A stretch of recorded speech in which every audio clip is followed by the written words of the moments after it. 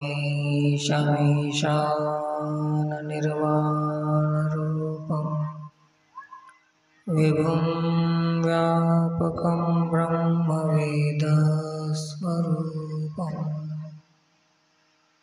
निजं निर्गुणं निर्विकल्पं निरीहं चिदाकाशमाकाशवासं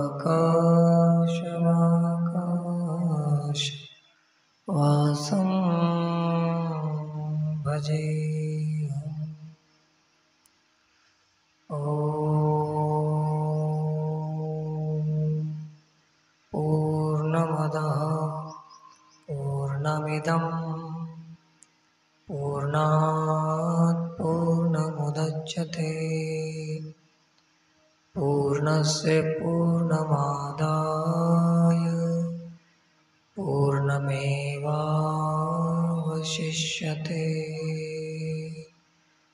ॐ शान्ति शान्ति शान्ति।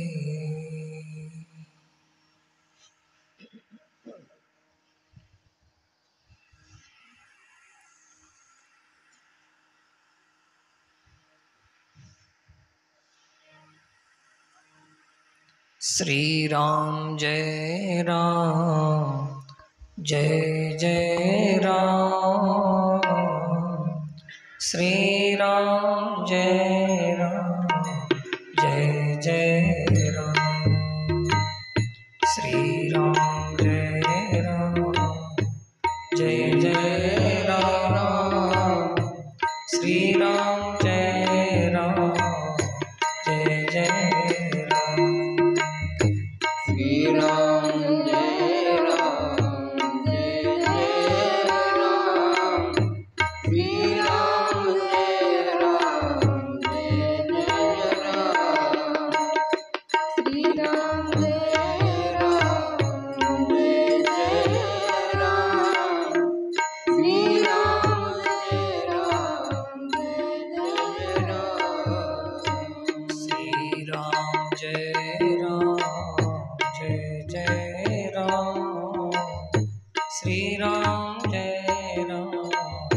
जय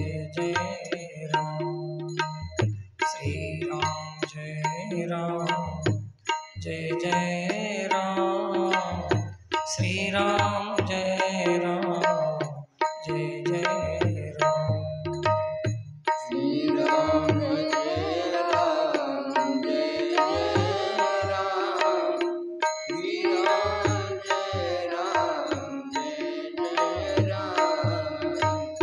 श्री राम जय राम जय जय राम। श्री राम जय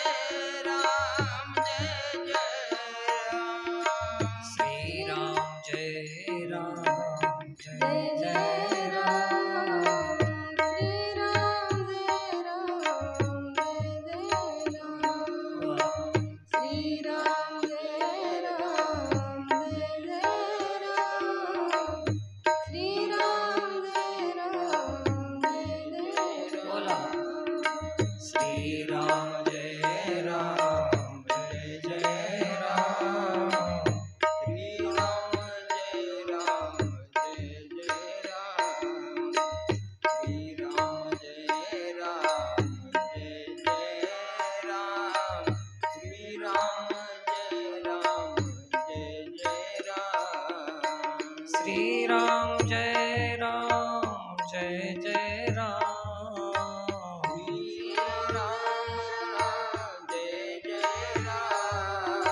श्री राम जय राम जय जय राम। श्री राम जय राम जय जय राम। श्री राम जय राम जय जय राम, श्री राम जय राम, जय जय राम, श्री राम जय राम, जय जय राम, श्री राम जय राम, जय जय राम, श्री राम जय राम, जय जय राम, श्री राम जय राम, जय जय राम, श्री राम जय राम, जय जय राम, श्री राम जय राम, जय जय राम, श्री राम जय राम, जय जय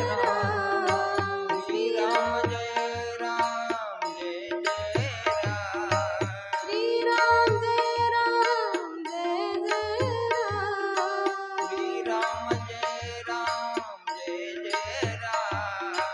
श्री राम जय राम, जय जय राम, श्री राम जय राम, जय जय राम, श्री राम जय राम, जय जय राम, श्री राम जय राम, जय जय राम, श्री राम जय राम, जय जय राम, श्री राम जय राम, जय जय राम, श्री राम जय राम, जय जय राम, श्री राम जय राम, जय जय राम, श्री राम जय राम, जय जय राम।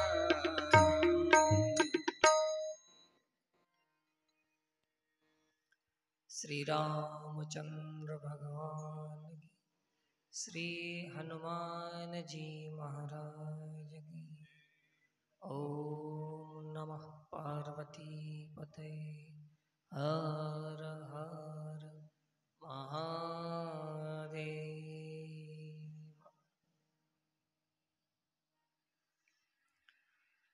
भगवत कृपेने आज आपल्या या नगरीमध्ये नवीन हनुमान मंदिर निर्माण कार्य पूर्ण होऊन श्री हनुमानजीची मूर्ती प्राण प्रतिष्ठा आणि कलशारोहण कार्यक्रम असा हा सोहळा आज संपन्न झालेला आहे। त्यानिमित्ताने आज छोटंसं सत्संग आहे। श्री हनुमानजीची मूर्ती प्राणप्रतिष्ठा झाली, कळसही मंदिरावर सुशोभित झालेलं आहे। ज्याची जागा त्यांनी धरली, आता हनुमानजीची जागा हनुमानजीनं धरली, कळसाची जागा आता ह्या आळशानं कोणती जागा धरायची? ज्याची जागा त्यानं धरणं हे खूप शोभनीय आहे। प्रत्येकाची आपली एक जागा आहे आणि आपल्या त्या जागेची महिमा आहे आणि महिमावानाची महिमा आपल्या जागेवरच शोभते। आणि जागा कोण धरते? आपली जागा। तर जे जागा झालेलं आहे तेच आपल्या जागेवर स्थानापन्न होते। प्रत्येकाची आपली एक जागा आहे। मानवता हे माणसाची जागा आहे। त्यांना आपल्या मानवतेमध्ये स्थिर होणं, प्रस्थापित होणं, स्थापित होणं हे मानवाची जागा आहे। मंदिर हे देवाची जागा आहे। कळस है ना, हे आपली आपली शिखराची जागा आहे। तर आपल्या आपल्या जाग्यावरच प्रत्येक गोष्ट शोभनीय दिसून पडते आणि प्रत्येकाने आपली जागा धरलेली आहे।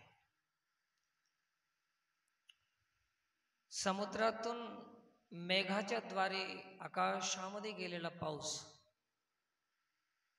उंच असा आकाशामध्ये पाऊस जातो आणि मेघाच्या द्वारे पावसाच्या रूपानं पुन्हा पृथ्वीवर पडतो खाली। पृथ्वीवर पडून ते पृथ्वीवरून वाहून नदीमध्ये जात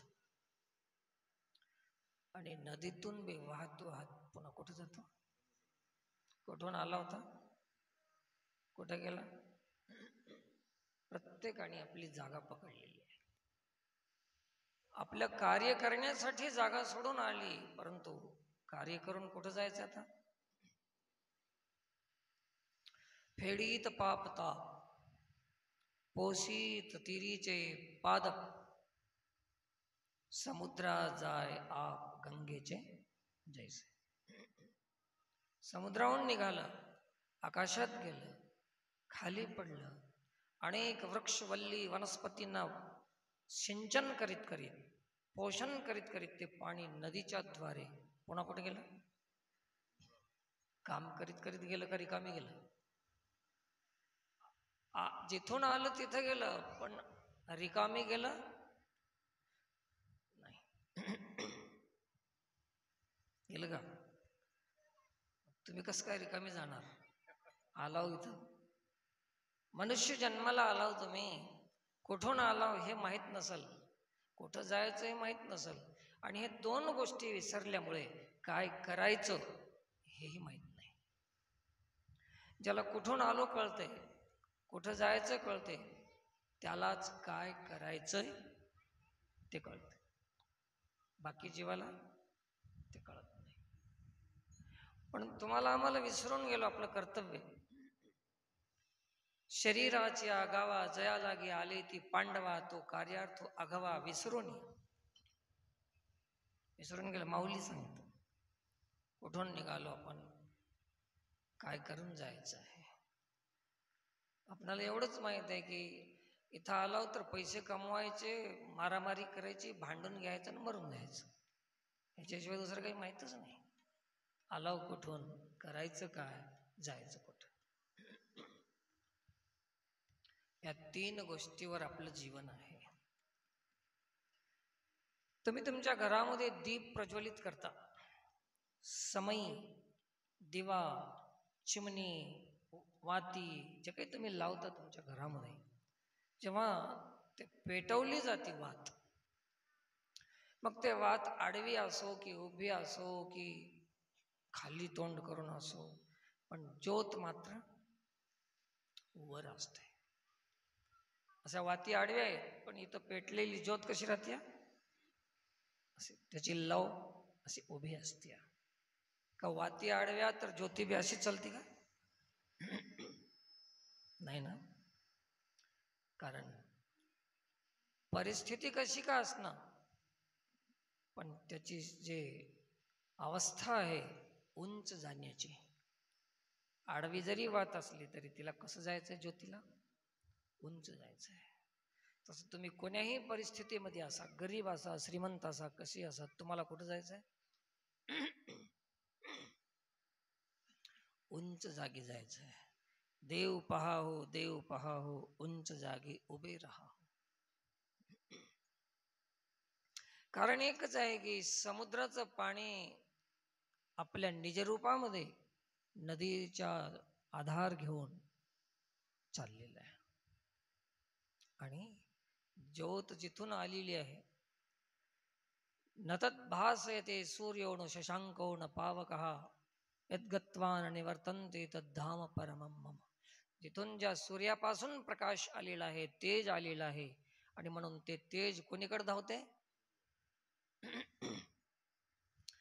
आपली आपली जागा प्रत्येकाला माहित आहे, फक्त विसरून कोण गेले आपली जागा? कोण गेले? महाराजांना.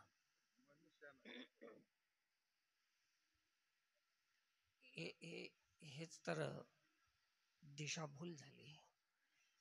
तुकोबरायाला म्हणतात आडराणी भरले जग, याच कारणानं म्हणतात.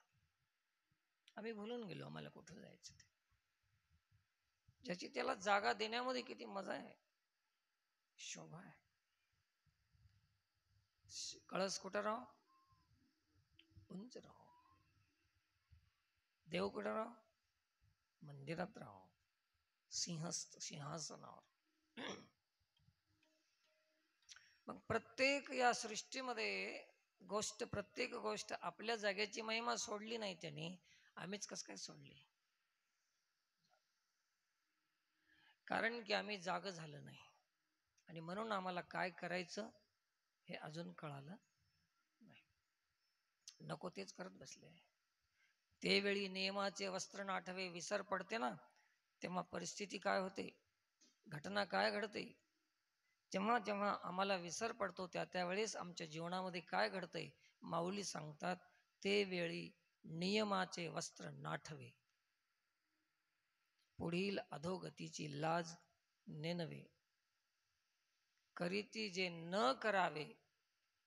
काय करतात? जे न करावे, करीती जे न करावे, वेदू म्हणे. आमचा विसर पडला, म्हणून जे करू नये ते आम्ही करण्याचं कारण आम्हाला विसर पडलेला आहे. ज्याला आपली स्मृतीला प्राप्त झाली असेल त्याला आपल्या कर्तव्याची जाण होती की मला काय करायचंय. अर्जुनानं आपलं कर्तव्य सोडून दिलं होतं. किम कर्तव्य मूढ झाला होता अर्जुन. भगवान कृष्णानं उपदेश करून करून करून त्याला कर्तव्याची जाण केली, त्याच्यामध्ये असलेल्या संभावना, शक्ती, सामर्थ्य याची जाणीव करून दिली. आणि तेव्हा अर्जुन तयार झाला आणि विचारला अर्जुनाला, आता कशी आहे तुझी परिस्थिती सांग. त्यावेळेस सांगितलं, नष्टो मोह स्मृतिर्लब्ध्वा त्वत्प्रसादान् मयाच्युत स्थितोऽस्मि गत संदेह करिष्ये वचनं तव. आता मला माझी स्मृती प्राप्त झाली देवा, माझं कर्तव्याची जाण आता झाली. केव्हा होते कर्तव्याची जाण आपल्या? कोणतं प्रवचन सांगू, कळायचं की न कळायचं? चला न कळायचं बी सांगतो पुन्हा.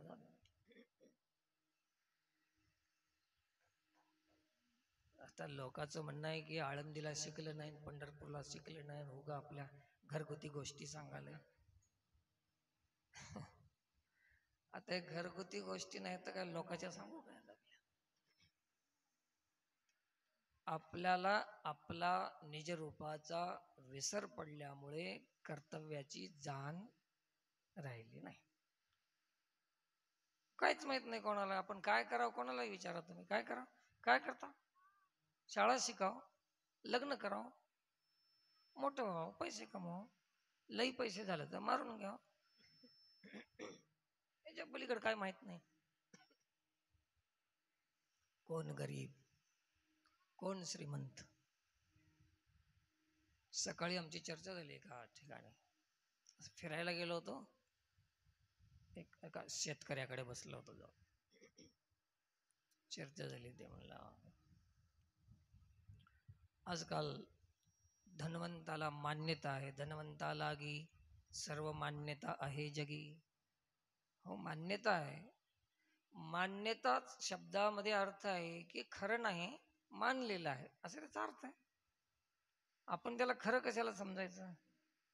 सर्व मान्यता आहे की सत्य आहे? मराठीच कळत नाही महाराष्ट्राच्या लोकांना. खरं तर मान्यता शब्दाचा अर्थ खरं नसलेलं मानलेलं आहे, असं त्याचा सरळ. सर्व मान्यता आहे जगी. मग त्याला विचारलं, बाबा ठीक आहे, धनवंत कोण? आपल्यापेक्षा मोठे, आपण गरीब. तुम्हाला विचारतोय काकाला, एक गरीब माणूस आहे, जेवायला बसला तर 3 भाकरी खाते, गरीब. आणि त्याच्यासोबत श्रीमंत माणूस बसला, मोठा माणूस बसला, खूप मोठा. तर याची आवश्यकता 3 भाकरीची होती, 3 भाकरी खाल्ल्या. कारण की याच्यापाशी पगार नाही, पैसा नाही, संपत्ती नाही, धन नाही, तर किती खावं? त्यानं 3 खाल्ल्या. आता श्रीमंत माणसाकडे खूप धन आहे, करोडोपती आहे, त्याने किती भाकरी खावं?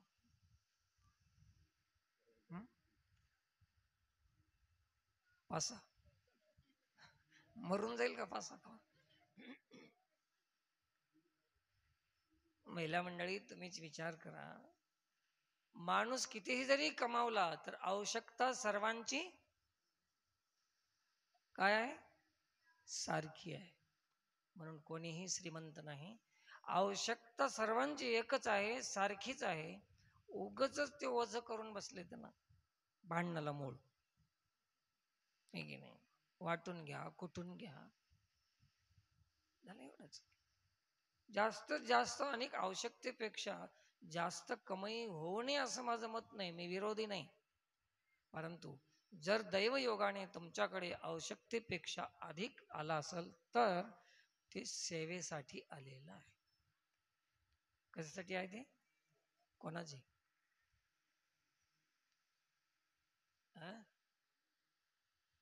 हे तर माहित नाही. म्हणून तर म्हणालो की आपलं कर्तव्यच आपल्याला माहित नाही ना.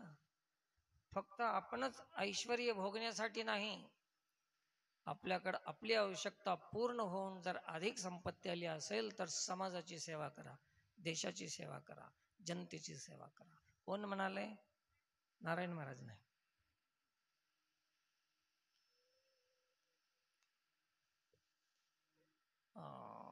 ज्ञानेश्वर महाराजांनी सांगितलेलं आहे,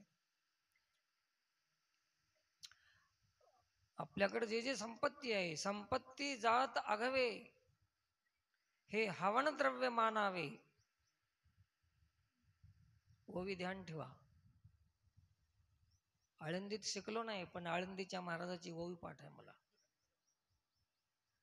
संपत्ती जात आघवे, हे हवन द्रव्य मानावे.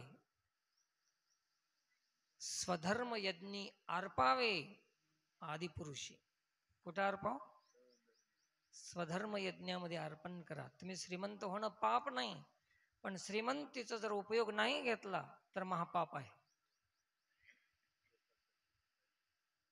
कोण ऐकलंय माझा आवाज येत? 5-50 लोक ऐकत राहते. ज्याला ऐकायची गरज आहे ते कधी ऐकायला येत नाही आणि त्याला कोणी सांगायला भेटत नाही. आणि असलं सांगणारा महाराज भेटल्यावर त्याने घरलाच येऊ देत नाही. काय करावं त्याच्या करोडपतीपणाला? त्यानं थोडंच 15 भाकरी खाणार आहे, 3च खाणार. उलट आपण 3 खाता पण त्याला 1.5 बी जीर्ण त्याला, असं होऊ शकतंय. म्हणून हे संपत्ती जर अधिक आलीच दैवयोगानं तर सेवेसाठी आलेली आहे. हे कर्तव्य आम्हाला माहित नाही. प्रत्येक पावला पावलाला आम्ही कर्तव्याची भूल झालेली आहे. परमार्थामध्ये असो की प्रपंचामध्ये असो, व्यवहारामध्ये असो, आमचं प्रत्येक पाऊल कर्तव्य विमूढ आहे, चुकून आहे. आणि म्हणून हे जीवनामध्ये, संसारामध्ये दुःख आहे, अशांती आहे, असमाधान आहे. हे कारण आहेत त्याचे. तर संपत्ती हे जात आघवे, हवन द्रव्य मानावे. आणि म्हणून हे समर्पित करावं. ते बी मानावेच म्हणलंय, ते बी सत्य नाही, मानलेलंच आहे. आणि त्याच्यामध्ये अर्पण करून टाका. महादेवाचा अवतार हनुमानजी महाराज आहे, 11वा रुद्र आहे. आता तुम्हाला सगळ्याला महादेव प्रिय आहे की नाही? महिलांना आता सध्या तर या 4-2 वर्षात तर जास्त प्रिय आहे की नाही? आहे की नाही? महादेव बसा, बोलू नका कोणी, बस. सर्वांना प्रिय आहे महादेव, महिलांना तर जास्त प्रिय आहे. मग हे महादेव हनुमानजी कसं काय झाला? महादेवाला माहित होतं की मी महादेव होऊन गेलो तर हे माझी पूजाच करत बसतील, काम करू देणार नाहीत. म्हणून काय होऊन आला? मारुती होऊन आला, वानराचं रूप घेऊन आला. धर्माचं रक्षण करायचं होतं, कर्तव्याची जाण करून द्यायची होती, आसुरी विनाश करायचा होता, आसुरी प्रवृत्तीचा. हे काम करण्यासाठी भगवान शंकर हनुमानजी होऊन आले. बघा बरं, ठीक आहे. तर हनुमानजी आता कर्तव्य सांगतो तुम्हाला. हम्म, प्रत्येक वस्तू हे देवाची वस्तू आहे असं आपल्याला वाटली नाही. पाणी कोणाचं आहे? कोण दिलंय? देवाने दिलंय. अग्नी कशाला? लोकांचे घर पेटवायला. देवानं दिले, पण कशासाठी दिले? पाणी देवानं दिले, अग्नी देवानं दिले, धान्य या तिन्हीचा मेळ करून दिलेला आहे. उदक, अग्नी, धान्य. झाल्या घडे पाक. पाक एका विने एक कामा नये. या तिन्ही पैकी एक नसल तर स्वयंपाक होणार नाही. पाणी आहे, अग्नी आहे, धान्य नाही.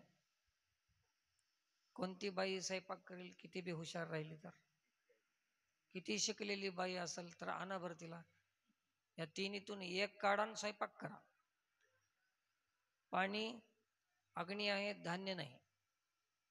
धान्य, अग्नी आहे, पाणी नाही, करा स्वयंपाक.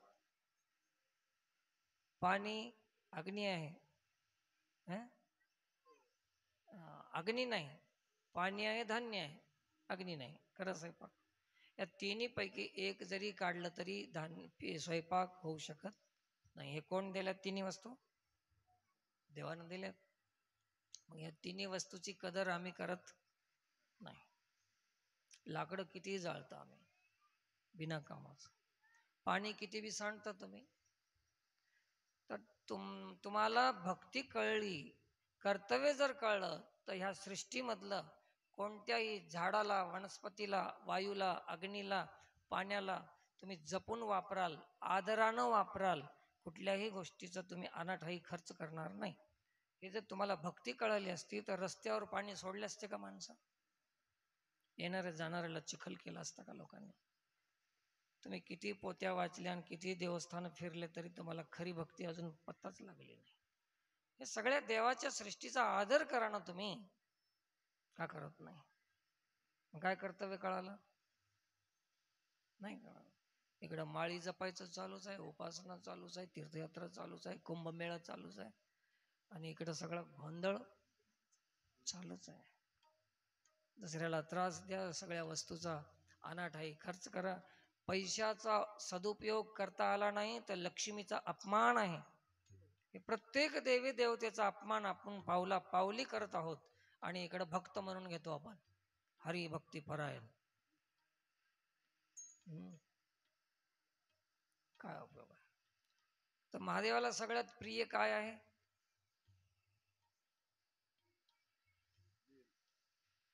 पाणी. सगळ्यात प्रिय काय आहे? पाणी. मग महादेवाला प्रिय असलेली वस्तू जपली तर महादेव तुमच्यावर खुश होईल का नाराज होईल? मग असं कधी विचार केला हो की पाणी वेस्ट करू नये आपण? कधीच विचार केला नाही. अंधश्रद्धामध्ये आपण भक्तीच्या नावानं सगळी अंधश्रद्धा चालू आहे. जे कराव ते न करीती वेदू म्हणे. जे करावं लागते ते आम्ही कधी केलं नाही. झाडं लावाव, प्राणवायू देते, हे देवाचंच, हे सृष्टीतलं एक औषधी आहे. याचा विनाश करू नये. झाडं तोडले, झाडं विकले, चोऱ्या केल्या झाडाच्या. एक मंत्री त्याला कोणता मंत्री म्हणतात? वन मंत्री, वन संरक्षण मंत्री. ते येणार होता बघायला. तर असं गेलो आम्ही आणि ते झाडं तोडू रस्ता करू लागले. हे झाड का तोडायला म्हणलो? वन रक्षण करायला पाहिजे ना. तर म्हणले वनरक्षक मंत्री आला. आणि काम काय चालू आहे? कोणता मंत्री आला? हे कोणतं न्याय आहे? अशीच आमची भक्ती, पुरी उलटी सुलटी भक्ती आहे. कर्तव्याची जाण करून घ्या तुम्ही. तुम्हाला हे एवढा देखावा दंभधर्म करण्याची गरज पडत नाही. आपलं कर्तव्य काय, कसं जपून वापरा. वाणीला जपून वापरा, सरस्वती आहे. पाण्याला जपून वापरा, परमात्मा वरुण देवता आहे. पाण्याची देवता कोण? जेव्हा जेव्हा पाणी तुम्ही वेस्ट करता तेव्हा वरुण देवतेचा अपमान आहे, अपराध आहे.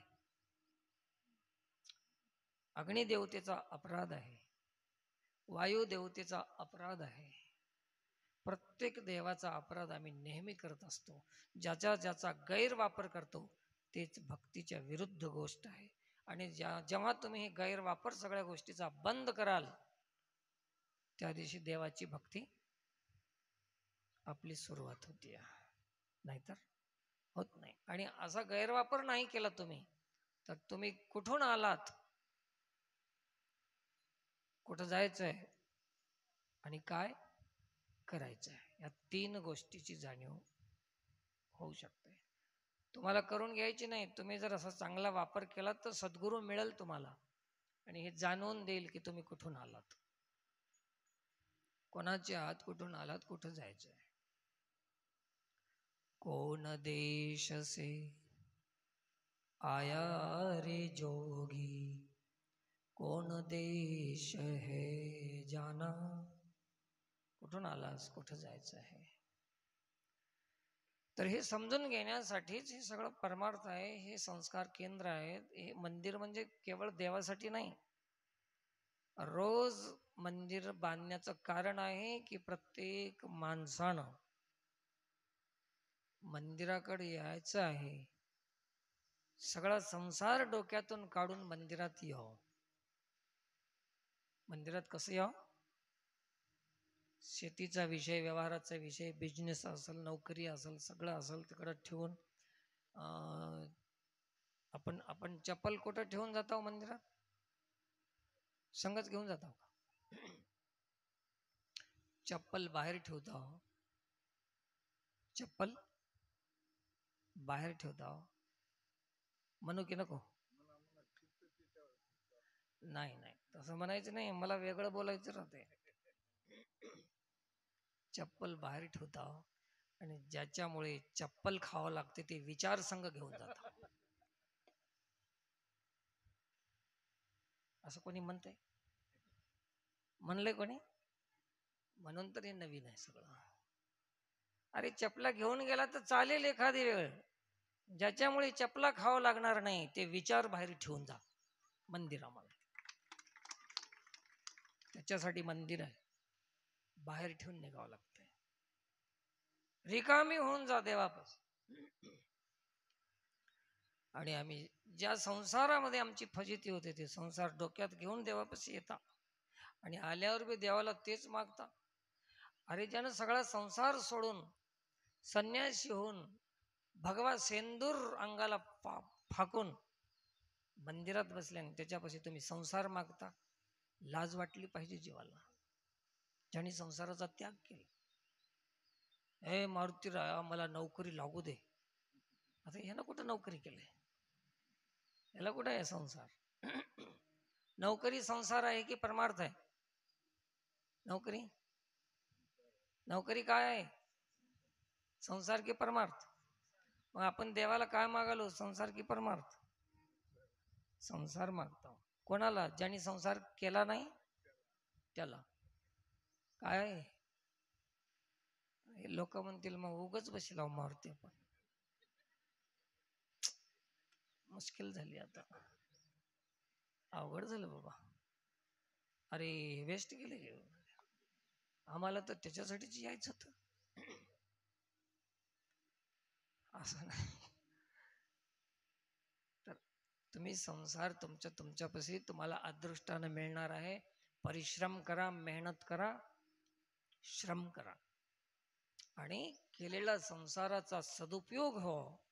केलेल्या संसारामध्ये मिळालेली संपत्तीचा उपयोग झाला पाहिजे आणि ते उपयोग करण्याची बुद्धी मागायला कुठे यावं?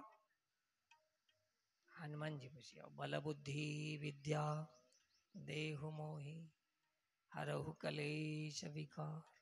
त्यानं सोडला म्हणून तुम्ही सोडू नका, पण संसाराचा गैरवापर होणे याची बुद्धी मागायला मात्र कोणाकडे यायचंय? हनुमानजीकडे यायचंय. हा मग बरं झालं बांधलेलं आहे ना, नाही तर उगा वेस्ट होईल तर बांधून. आता ठीक आहे. असं हे संसार घेऊन त्याच्याकडे येऊ नये. संसार डोक्यातला काढून यायचा, बुद्धी मागायला यायची की देवा अशी बुद्धी दे की संसाराचा दुरुपयोग होऊ नये. संसारातल्या व्यक्तीचा, वस्तूचा, पदार्थाचा, संपत्तीचा कुठलाही दुरुपयोग होऊ नये, हेच देवाच्या भक्तीतला एक भाग आहे. सृष्टीतल्या कोणत्याही वस्तूचा अनादर होणे, दुरुपयोग होऊ नये, अनर्थ होईल, व्यर्थ होऊ नये. व्यर्थ करणंच अनर्थाला कारण आहे. कुठलीही गोष्ट व्यर्थ करू नये, व्यर्थ करणंच अनर्थाला कारण आहे. हे सर्वांनी लक्षात ठेवायचं आहे. असं हे आज मूर्ती स्थापना झाली. आम्ही विचार घ्यायला आलो तिथं. कोणाकोणाला विचार घेता येतील त्यांनी घ्या, आहे की नाही? असं हो नाही की देव आला द्यायला, त्याला काय करणार देव? तुमच्याकडे पदर असेल तर घ्या भरून. विचार आहे. आणि हे स्वार्थी माणूस तुम्हाला सांगणार नाही. जेवढं काही पाप होते समाजामध्ये तेवढं त्याचं मूळ कारण आहे स्वार्थ. पापाचं मूळ काय? स्वार्थ. स्वार्थ असेल तर पाप करायलाच भाग पाडते, ते करायच लावते पाप. स्वार्थ खूप डेंजर आहे, चांगला नाही स्वार्थ. मग स्वार्थ म्हणजे केवळ पैशाचा नाही सज्जन हो. स्वार्थ आहे प्रतिष्ठा, सन्मान, मोठेपणा, सत्कार, पैसा, संपत्ती, फुलाचा हार, पूजा, हे सगळं काय झालं? हे स्वार्थ आहे. आपलं नाव हो, नावासाठी करू नका. ज्यांनी आपल्या नावासाठी केलेलं आहे, जो आपल्या नावासाठी करतो, त्याला देवाच्या नावामध्ये प्रीती जडणार नाही. देवाचं नाव प्रिय, आपल्या नावाची ज्याला आवड आहे, अपेक्षा आहे, त्याला देवाचं नाव कधीच आवडणार नाही. तर असं हे भगवत प्रीती, भगवत प्रेम, भगवान नामावर प्रेम वाढवायचं असेल तर आपली मान सन्मानाची बाजू बाजूला ठेवा, स्वार्थ बाजूला ठेवा आणि भजन करा, देवाचं नाम घ्या, पोथी वाचवा, पुराण वाचवा, हे सगळं काम करा. तर हे सगळ्या गोष्टी आहेत, सगळं जपून वापरा. देवाच्या वस्तू आहेत, त्याच्यामुळे देव तुमच्यावर प्रसन्न होईल, कमी पडणार नाही, कर्ज होणार नाही आणि खाली मान घालायची पाळी येणार नाही, लोकांच्या पुढे हात पसरायची गरज पडणार नाही. आता माझ्या जीवनामध्ये मला अजून कर्ज काढायची गरज पडलीच नाही. आता पडते की नाही की माहित नाही, काय माहित. आता वरचा मजला बांधतानीच काय घेतो, खालच्या मजल्याला तर जरूरत पडली नाही, भागले काम. आता वरच्या मजल्यासाठी काही माहित नाही अजून, आणि तशी जरूरत पडली तर जरा तयार राहा. पावती बुक घेऊन येतो, पहिली पावती तुम्हीच फाडायची, बरोबर? कोणता वरचा मजला? कळला? आता वरचा मजला राहिलाय आता, बस काहीच लागलं. तर हे सगळं ध्यान ठेवा कृपया, काहीच कमी पडत नाही. कोणत्याही वस्तूचा जो दुरुपयोग करत नाही त्याच्या जीवनामध्ये परमात्मा कधीही कमी पडू देत नाही. कमी पडलंच असेल तुमच्या जीवनामध्ये काही, तर त्याचा अर्थ आहे की तुम्ही त्या वस्तूचा दुरुपयोग केलेला आहे. हे सरळ आहे. तुम्ही माना की न माना, हे कुठलं शिकून आलंय, कोण्या ह्याच्यात संस्थेत शिकलंय, तर हे माझी संस्था कुठंच नाही आणि व्यवस्थाच नाही ह्या संस्थेची. तर अशी ही संस्था आहे, हे वैदिक परंपरेची संस्था आहे. आणि म्हणून हे खूप धन्यवाद आपल्या सर्वांना. खूप छान मंदिर झालेलं आहे. आता या परिसरातील मंडळींना, महिला, पुरुष, तरुण, आपण ऐकत आहात, सर्वांनी एकच काम करायचं आहे की प्रत्येक शनिवारी हनुमान चालीसाचं इथं पठण हो. आठवड्यातून एक दिवस आणि एक दिवसातला किती वेळ? 10 मिनिट बस झाले, एवढं देऊ शकता ना. तुम्हाला 50, 60, 70, 80 वर्षाचं आयुष्य देवानं दिले, त्याच्यातूनच तुम्हाला किती द्यायचे परत? का द्यायचे, कसं द्यायचे, त्याची एक पद्धत आहे आमच्या इथं हिंदू परंपरेमध्ये. तुमच्या दारात भिकारी येते ना, भिकारी, तर तेव्हा ते तुम्ही त्याला काय वाटता? ज्वारी वगैरे धान्य, तर ते भिकारी काय करते माहित नाही. थोडस वापस टाकते की नाही, कशात, सुपामध्ये टाकते ना. तसं आपण देवानं दिलेल्या आयुष्यातला एक 10 मिनिट वेळ आपण त्याच्या सुपामध्ये टाका वापस. देवाचाच वेळ आहे ना, तर त्याच्या वापस द्या. एक 10 मिनिटाचा वेळ देत जा शनिवार.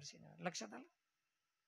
महिलांनी हनुमान चालीसा जोर से म्हणत जा. कोणी चिंता करू नका की आम्ही बाया आहो बाया आहो, आम्ही हनुमान चालीसा म्हणाव की नाही. तुम्ही जर या संशयात पडसाल तर उद्या एखादी महाराज निघल आणि बायानं कधी श्वास घेऊ नये म्हणून सांगल, मरून जावं लागल तुम्हाला. बाया माणसानं श्वास घेणं हे चूक आहे असं जर म्हणलं तर काय करावं लागल, मरायचीच पाळी आहे. ऐकू नका कोणी फालतू लोकांचं. बेशक हनुमान चालीसा करा. हा, हनुमानजी पशी तुम्ही स्वतः जाऊ नका, त्या मंडपामध्ये या, दर्शन करा, हनुमान चालीसा करा. आणि बाकी पुजारी आहे ना, त्या पुजाऱ्याला ते पूजा सोपून द्या. तुम्ही आणलेलं नारळ असेल, फुलं असतील, जे काही पूजेची सामुग्री असेल, पुजाऱ्याच्या हाती सोपवून द्या. तुमच्या वतीनं पुजारी पूजा, त्याचं नावच पुजारी आहे की नाही. पुजारी असल्यावर बेजारी कशाला करायची, आहेच पुजारी त्याच्यासाठी. म्हणून या पद्धतीनं तुम्ही महिलांनी बी चालीसा बी करा, दर्शनाला बी येत जा, पूजेचं सामान पुजाऱ्याला द्या. आणि या पद्धतीने हे मंदिराचं आता मंदिर झालंय, पण मंदिरापाशी मंदिराची प्रशस्ती, स्वच्छता, भजन, नामस्मरण इत्यादी कार्य होत राहो. कधी मधी छोटं मोठं शक्य झालं तर तुम्हाला थोडंसं प्रसाद वगैरे करीत जा. ते खर्चाचे कामं जास्त करायचे नाहीत. आणि जाता जाता पुन्हा अजून एक सांगायचं आहे की प्रत्येक घरी मंदिराच्या प्रशस्तीसाठी, प्रसादासाठी आणि येणाऱ्या काळामध्ये याचं जे काही खर्च पाणी आहे, पुजारी आहे, दिवा बत्ती बल्ब वगैरे काही लागते, याच्यासाठी प्रत्येक महिलांनी ह्या मंदिराशी संबंधित असलेले जेवढे घर आहेत, नसले तरी त्याचे संबंधित राहा, त्या प्रत्येक घरी या मंदिराच्या नावानं, धर्मकार्याच्या नावानं रोज दानपेटी आपल्या घरामध्ये ठेवून पैसे त्याच्यामध्ये टाका. किती टाकाव तुमच्या मनावर. 10 रुपये टाका रोज, 5 रुपये टाका, 11 रुपये टाका, 2 रुपये टाका, नंतर अभ्यास करण्यासाठी 1 रुपये तरी टाका. टाकणार ना, हे इथल्या महिला असतील तर टाका. आणि रोज ठेवून ह्या वाढदिवसाच्या 1 वर्षाला, वाढदिवसाच्या रोजी सगळ्या दानपेट्या इथं जमा करायच्या आणि आपल्या खर्चामध्ये त्याचा उपयोग करायचा. बाकी आगाऊ उधळा करायचं नाही. जे उपयोगी काम आहे त्याच्यामध्येच ते पैसे लावायचे. ठीक आहे ना. तर ते दानपेट्या कोण कोण घेतात, नावं लिहून घ्या, लिस्ट घ्या. तेवढ्या महिलांना तुम्ही दानपेट्या नेऊन द्या. हे तुमचं काम. नाही तर इथं ऐकलं नाही, इथं सुटून गेलं तर ते तसंच राहून जाईल. महिला म्हणतील की आम्हाला दानपेटी दिली नाही, आहे की नाही. ते म्हणतील देवा दान पावलं, राहून गेलं काम. असं अधुरं काम करू नये. मला बोलवलं तर एवढं काम तुम्ही लगेच सुरुवात केलं पाहिजे. आणि याच्यासाठी मी इथं येण्याचं हे अट्टहास केलं होतं. तसं एक कार्यक्रम मी सोडून आलो, दरवर्षाचा कार्यक्रम. वडगालपूर म्हणून एक गाव आहे, त्या गावामध्ये आज कार्यक्रम होता. ते कार्यक्रम दरवर्षाचाच आहे, पण तिथं काम मंडपाचं झालेलं आहे, नवीन काम काहीच करणार गेलेत, म्हणून थोडी ढील दिलो आता तिथं. आणि इथं नवीन काम केल्याबद्दल आपल्यासाठी आज इथं आलो असं.